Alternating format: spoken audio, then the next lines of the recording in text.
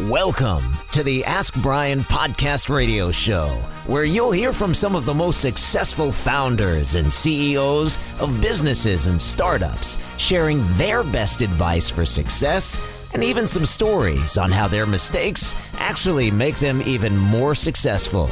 Now, here are your hosts, Brien and Traci. Welcome. You're listening to the Ask Brien radio show on KHS 1220 and 98.1 FM. It's the Ask Brien radio show every Thursday, 1 to 2 p.m. Pacific Standard Time. Unless it's a podcast, then you can watch it whenever you want. All right, so as we start the show each week, we always ask that question, and it's in our theme. Why is Ask Brien spelled with an E? Why isn't it spelled B-R-I-A-N? Why isn't it spelled B-R-Y-A-N or I-A-N? Why the E? And so our engineer, that begins with an E, and that's the only reason why he's here, because he begins with an E. So, I don't know why we spell it with an E. So there's a number of E's that have to do, it's almost like a theme for the Ask Brien show. He did take away my favorite one. It has two E's in it, too. This is true. And that has an E too. But anyways, so he took away the engineer, which is my favorite one because you can't run the show without the engineer. That would be a lot me. But he took that away. So he did not show any empathy because that's another one. Heyo, empathy. Not very empathetic. That's because we're switching to a bot, but go ahead. Clearly we're not. It's been a year and a half, 2 years now. AI takes time. I guess so. And our people, our software developers, they're going to build me a bot to replace you. What are you going to use that bot for? It kind of almost sounds like you're looking for a blow-up doll or something. Talk about artificial intelligence, something that some people don't have. And that's the second part, intelligence. Oh, my goodness. Well, I am a little bit more blonde than I pay for, so that's good. Well, dyes work. and by the way, I heard there's a discount on bleach at the store. Oh, either way, you got it back on track. So there's track. What kind of track is that? Don't derail this. It's a third rail track, but go ahead. Choo-choo. But either way, we have experts is another one because everybody's an expert. That's on the Ask Brien show. Other ones we have is experience because everyone is very experienced in what they do also. How many years experience do you have? I have 2.5. That's experience? I mean, as time goes on, I'm getting more experience. That's like being in kindergarten as an engineer. I'll tell you what, I'm 2.5 years and I'm still here. That counts for something. All right, kindergarten guy. Okay.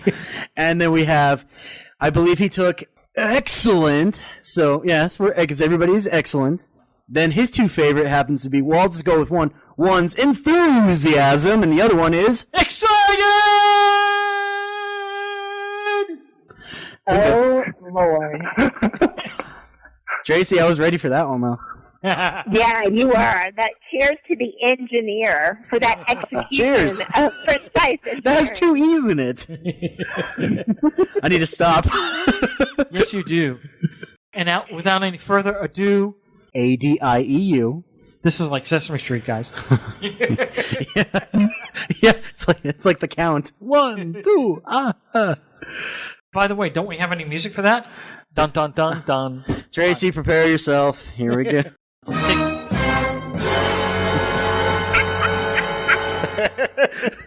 Now, if we haven't run the guests off, and they haven't hidden behind their couches. All right, so we're going to first start out with sales and start speaking to Simon Liu. Simon, are you there? Yeah, I'm here. Hi, good afternoon, everyone. I'm glad you stayed. Some people would have ran away.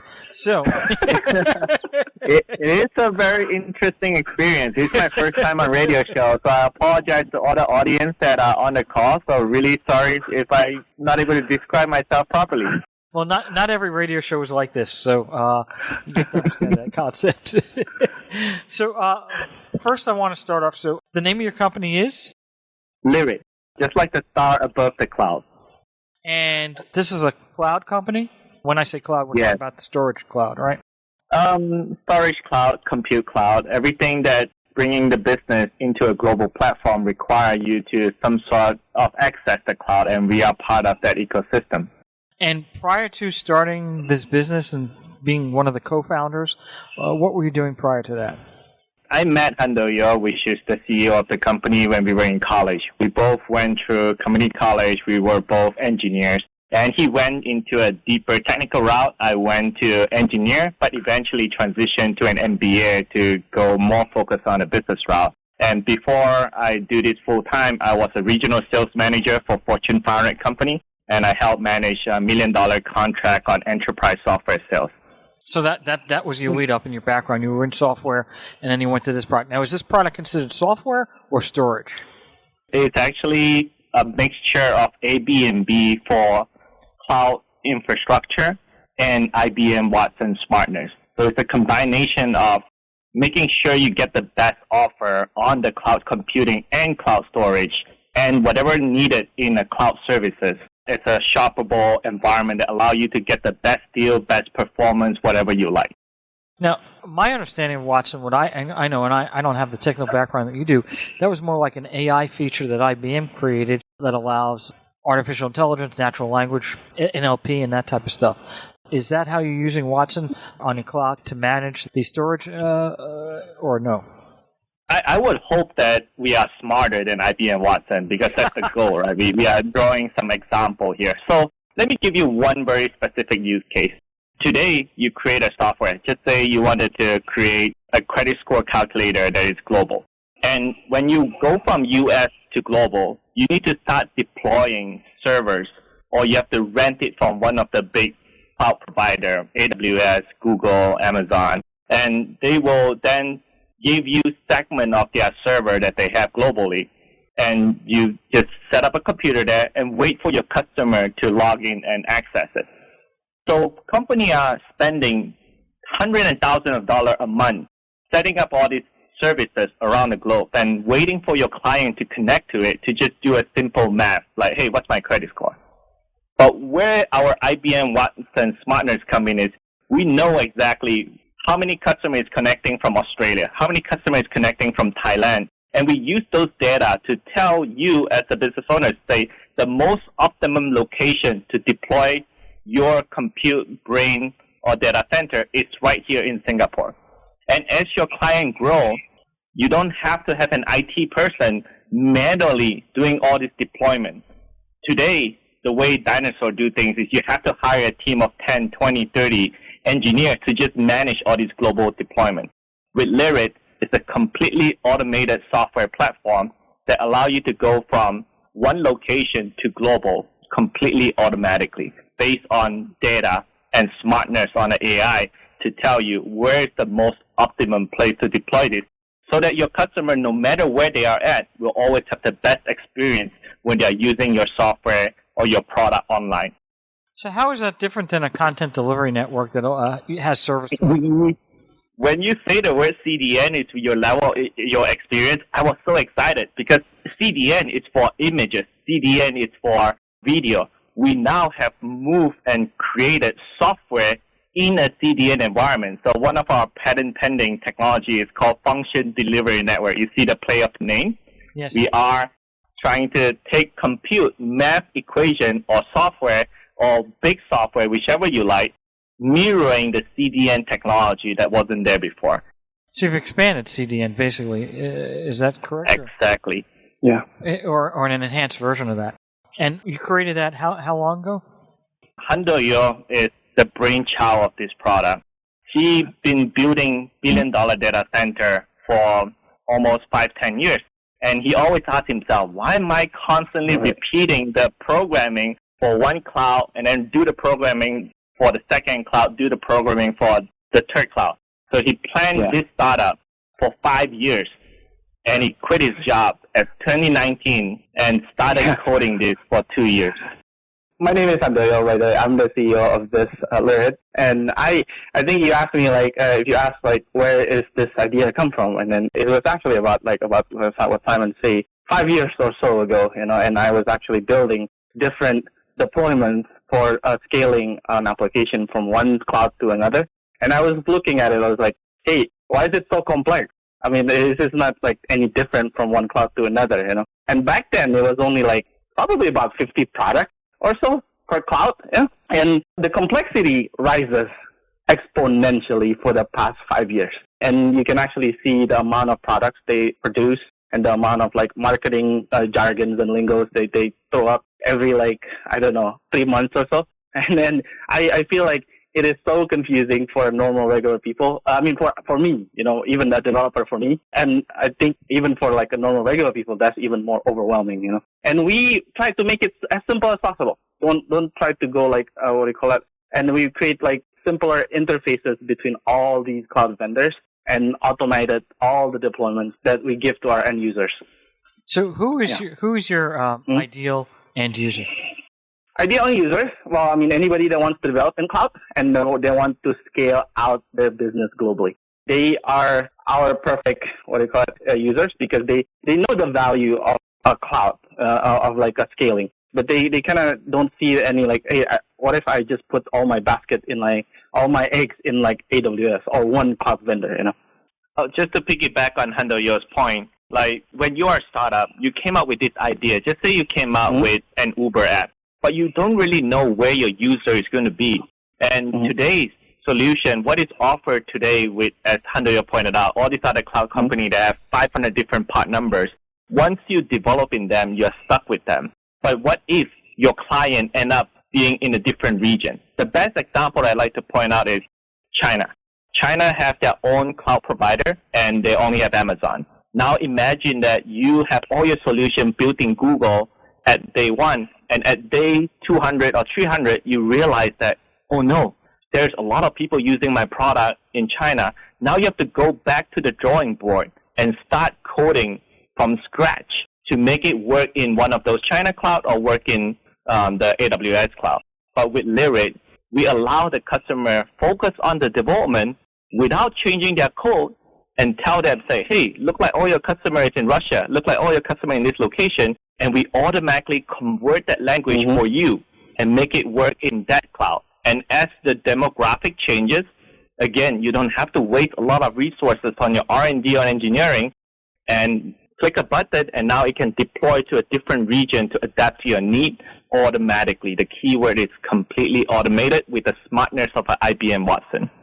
So I don't have that much of a technical background, nothing like you. And so my question is, like for instance, when I have a website at a company, right, and let's say I'm using XYZ hosting company, right, or GoDaddy, right, and I want to switch from GoDaddy to WP Engine because it's a WordPress site, right? You just migrate everything over, switch my DNS, and that's it. Why can't you just have the cloud company, if you're using AWS, and then you want to switch over to IBM Cloud, why can't you just switch the settings and migrate? Yeah, surprisingly, you think it worked like that, right? That's how I think, That's the thing. Surprisingly, that's why I come into this. I was like, yeah, it should work like that, right? I mean, why not? But if you can actually see if you just Google cloud migrations and all those things, those are very, very complex problems. Seriously, it's not like you would think that it was just. What we are achieving, what we're trying to accomplish, is that kind of experience. Just move them around, and then just pack it up and move them around, and that's what we're building for. So, do you have any competitors?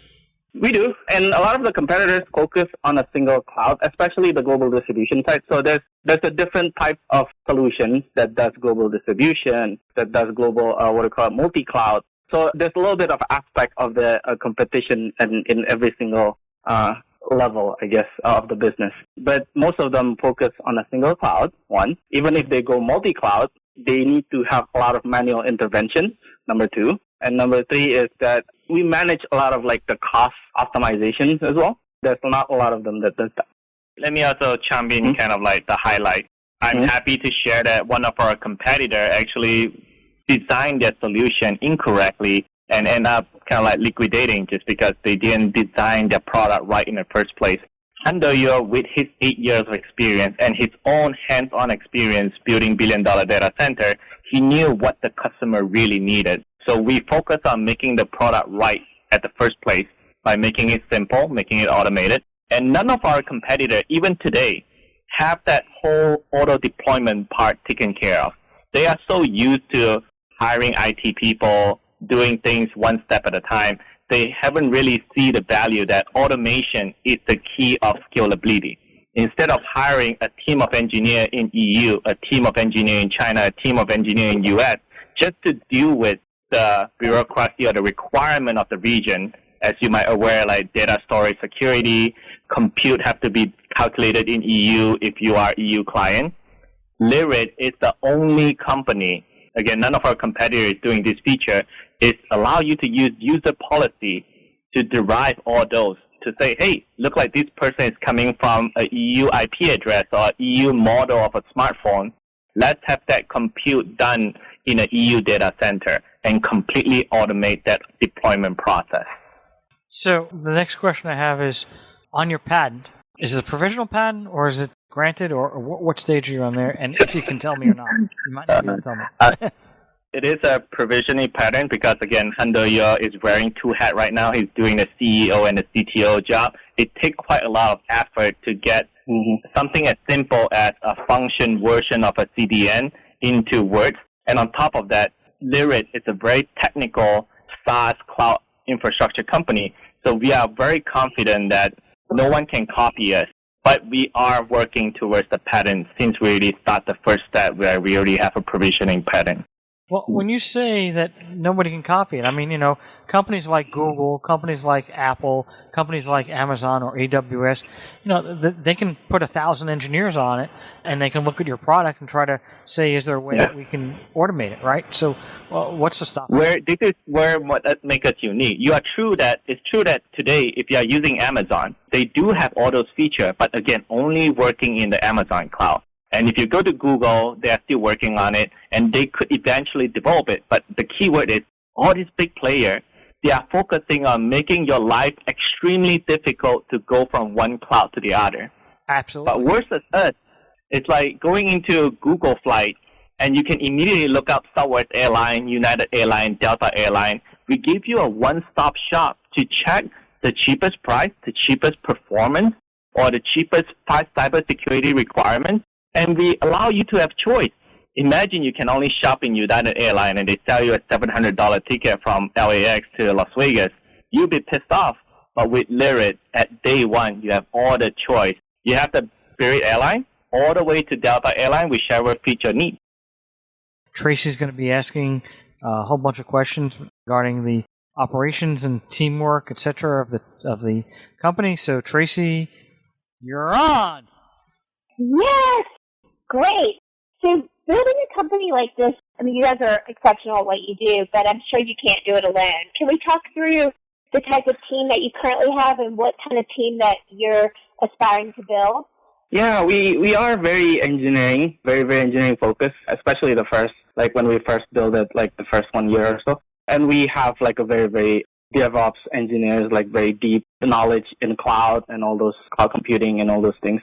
Those are when we first built it, those are the people that got on board, and I started building pieces by pieces, and we started to build like proof of concept, started to build like a little POCs, and we showed these POCs across different, like our current prospects, basically, and we got a very good traction from the POCs, basically, from there. And therefore, within the last like 6 months or like from the starting of this year, we actually just started to expand ourselves and from our stealth mode, I guess, get out from the stealth mode and start really selling our product. And we just onboarded a couple of sales, marketing actually. We just onboarded our CMOs, a few of our marketings, and we are hiring. And we will be hiring very rapidly as well. And to make ourselves to build our pipeline for the marketing as well as for the sales. Yeah. Maybe I can chime in a little bit here, Traci, because Handoyo is employee number one of Lyrid. Maybe I can share a little bit of a story. Why did I choose to become employee number 2 of Lyrid? I love that. Great suggestion. Handoyo is an exceptional CEO. He's a great listener. He's very passionate about the company.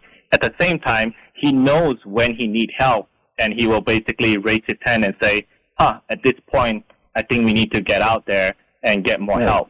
So when, again, he is the brainchild of the product, and he realized that I need someone with some experience and have deal with B2B enterprise client. Again, not saying that Handoyo do not have that experience, but he needed help.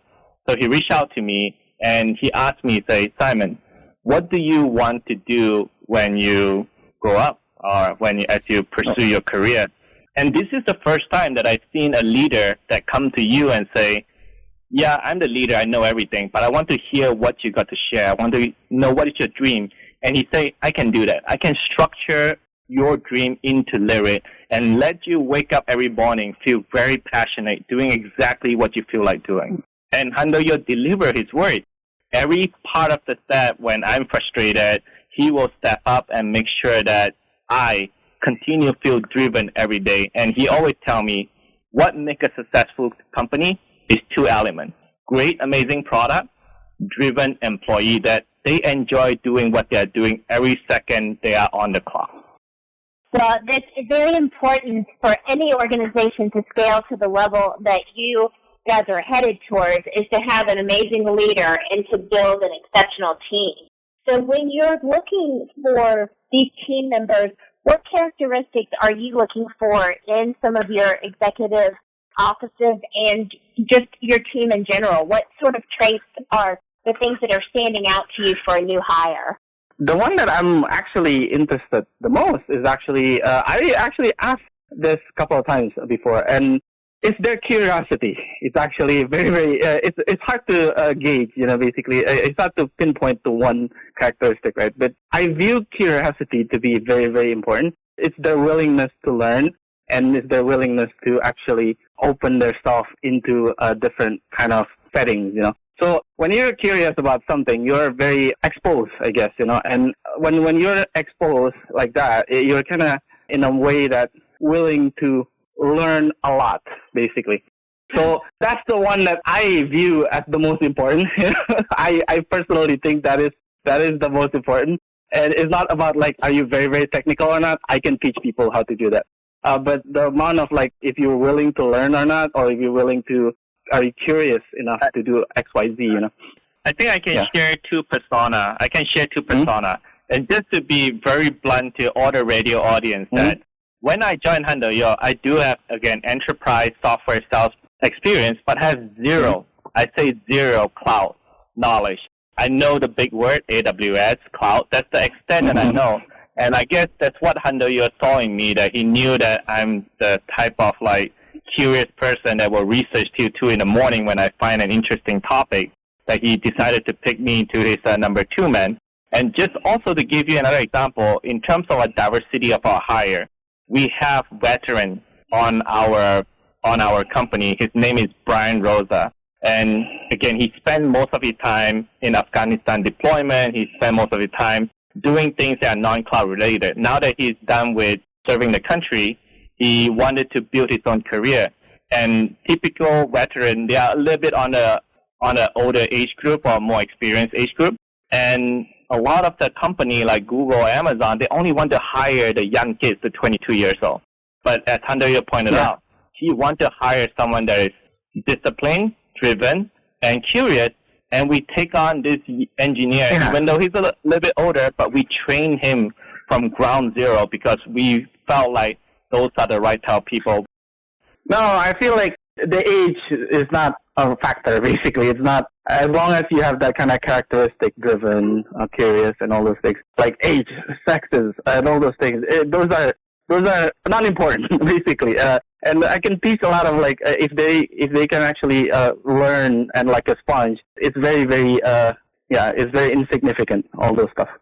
And on a different spectrum, we have fresh college graduate with a bachelor degree, with a marketing bachelor degree, with zero experience. We take them in as an intern. We expose them to different, even marketing have 10 different verticals that they can go into. And we make sure that they continue with the 2 disciplines, waking up, liking what they're doing, passionate what they're doing. So we hire master student, we hire bachelor student, we hire anyone that as far as they're willing to learn and they like what they're doing is the goal.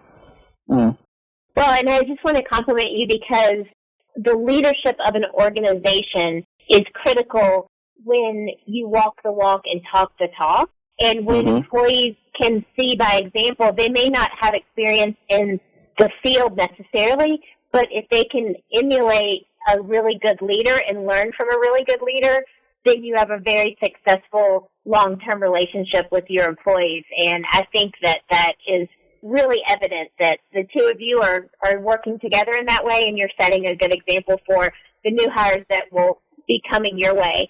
So you mentioned your marketing. Let's talk a little bit about what is your marketing strategy to grow the organization, and what are some of the things you're doing now, and what are some of the things that you are aspiring to do in the future? So you want me to take this? Yeah, you can. In a short, the past 3 months before we hired these marketing folks that we have right now, we're pretty much none. As much as it's not zero though, but we did actually have a couple of we built our website, we built our marketing messaging some here and there. We tried to test out Facebook ads, we tried to test out Google ads, but we didn't do anything targeted. And Simon can probably come up with something that we're going to do in the future. We try, again, my background is in sales, so marketing is something that we know a little bit, but we don't know too much. So we try everything, just like every startup. I felt like it also applies to lesson in life for all the radio listener, is you try things and you try to measure your performance. So we, at the beginning, tried out Google AdWords, and apparently, as we learn now, 3 months later, we picked the wrong word to advertise. We went into LinkedIn, and we do some LinkedIn posts, and we found like that is very effective because we can target persons that are working in the cloud industry, that's working in the software industry. And as we test those verticals, we can capture about 3 meetings a week, 4 meetings a week from the whole funnel. And with that, just me and Handoyo, 2-person, we were able to aggregate a funnel of $1 million. And now that we have the secret sauce is knowing what keyword, how to advertise this vertical. What do we do next? We put fuel into the rocket. We expanded the vertical from 2 to 7 different verticals on LinkedIn. And each of them will have specific messaging to target our audience to say, hey, you as an IoT company, how you could use Lyrid. You as a software developing company, how you could use us. And now we can take this secret recipe and apply it with 5 or 6 different sales and marketing personnel, and we are projecting a $73 million pipeline for us to capture in the next 1 to 2 years. That's amazing. So one clarification question. So when you very first did the digital marketing on LinkedIn, which I think this is really great information for our listeners because there's so many questions always around SEO and keywords and where's the best platform to target. So when you initially did your campaign on LinkedIn that got you some trickle results, but not what you were necessarily looking for, was that something that you did on your own? And then did you hire a digital marketing agency, or how did that progress? No, we did it all on ourselves. For the most part of it, I don't see ourselves hiring a very, very professional, these kind of digital marketer professionals, unless you're actually at that point where you kind of know when to scale, And I think you always have to experiment a little bit, at least, No one knows your company the way you know your company, and you absolutely have to be willing to experiment, but coming along with willing to experiment also means that you have to have a willingness to fail. Or exactly. Yep, exactly. That's leads to succeeding, definitely. Absolutely. So scaling, that you perfectly were reading my mind on the next thing that I'd love to talk about. Off the mic during the break, we were talking about the capacity for the companies and what the market supports in terms of revenue numbers and things like that. I'd love it if you would share, what's available in the space for your potential and some of your milestones and you don't have to necessarily share your specific revenue numbers, but if you would share some ranges about your milestones to get to be in that space where some of the larger competitors, if you will, are in terms of revenue growth. Absolutely. So again, cloud is a market that's been just growing nonstop. The year-over-year growth for the cloud market is about 35%, and you can Google this data online. And just for the cloud infrastructure portion, we are looking at a $200 billion market. Why is this such a huge market? It's because most people realize that back then, 20 years ago, when you play your first computer game, you run your software on your computer. And they start to realize that, hey, the computer is kind of like the bottleneck. And if I have a really awesome game, but you have a very poor, not very fast computer, you as a user will have a different experience playing this software or game that I've just created. So cloud became the de facto for all these software companies to go into, because I can control how fast a server at a data center is spinning. As long as you have a fast internet, you can experience the game, the software, the website, the way I intend you to utilize it. And just because of that one factor, all the businesses are now moving towards the cloud. And again, because of that, we are riding the wave to make cloud simpler and easier. And that's why the market itself is $200 billion, and just 2% of the whole market is $160 million. And how are we accomplishing this $160 million? We offer our Lyrid cloud hosting on top of this other third-party option that you can choose from. We offer a marketplace. So every app that is created on Lyrid can be resold to any users that wanted to build their own software or wanted to build their own company. And the third thing is, if you decided that cloud is not the way you want to go to, you have a bunch of your own server that you wanted to build your own internal cloud, we can sell you a Lyrid license that allow you to run your own cloud in your own office. And that is a $160 million market. So our this year revenue, I'm happy and proud to share that we have $500,000 revenue in booking. We are projecting $2.4 million next year, and we already have a pipeline of $1.5 million to capture. We just need to wait till next year when we have more resources to hire the people to convert those booking into revenue. And by 2023, that's our KPI, $10 million raise, and we'll be going for our Series A raise. So one of the questions we had was, you said earlier that you're looking for passionate and dedicated people that really can, they're going to spend their time, they're going to get their effort going. And the question was, how do you find these people? What traits? I mean, those are great traits. Everybody, I think, in the world wants to hire passionate, dedicated people. But how do you know? And the answer is, I have to be blunt. I don't. It's the way it is. I think the way you can talk to them, you can, and you have to make bets on people anyways, And it's just making, just like any other things in business, any other things in like choosing your marketing, choosing your sales, how you make which channel will work for you. You have to experiment with all this as well. And again, some people fit, and you can actually have the kind of gut feeling, I guess, And yeah, but when you know that it doesn't fit, you want to actually have to make sure that they understand what they're going for. And you want to have face-to-face time every time, and you want to tell them like, hey, is this something that you want to do? Really?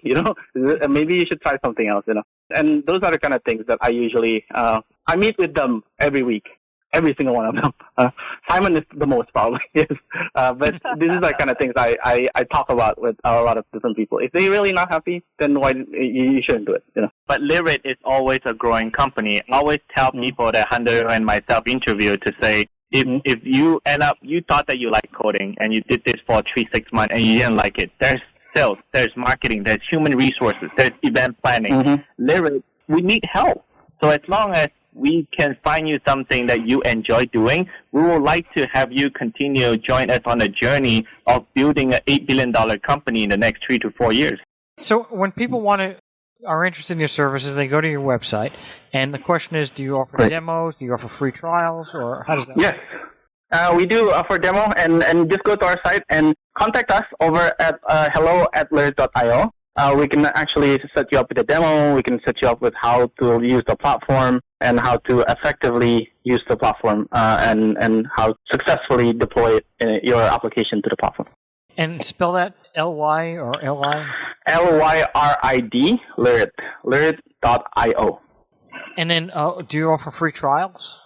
Yes, we do. So there's a free, always free version where you can actually deploy like simple websites, simple web APIs, and all those things. And there's a tier of $50 that way you actually show that you can actually show us that, hey, you're really, really building something with us, And then once you start scaling, we can talk about like how you can scale using the same code that you built for the past, like over the free and the pro. and we can scale you out on any clusters that we deployed, even on-prem, on Google, on AWS, and that's how we usually the cycle with our customers. And a lower level, the integration doesn't matter what type of website you have, HTML, PHP, WordPress, Wix, whatever. Yep. Anyone can work on that. Yep. So any type of workload, any type of website workload or web services, APIs, and all those things, we can handle it. Yes. We have tons of servers. Yeah. And are you working on a reseller program? Are you going to get that point at some point, or that's down the road? No, we are looking for resellers. We are heavily looking for partners. If you think that you can help us sales, that's even better. That's something that we are very, very focused on. And there's a reseller program. We are putting up the numbers, of course. We're trying to make it as enticing as possible for you to actually sell this to partners. At the end, what I want to say to everyone in the radio is like, we want to actually go through channels if we want to deploy our softwares.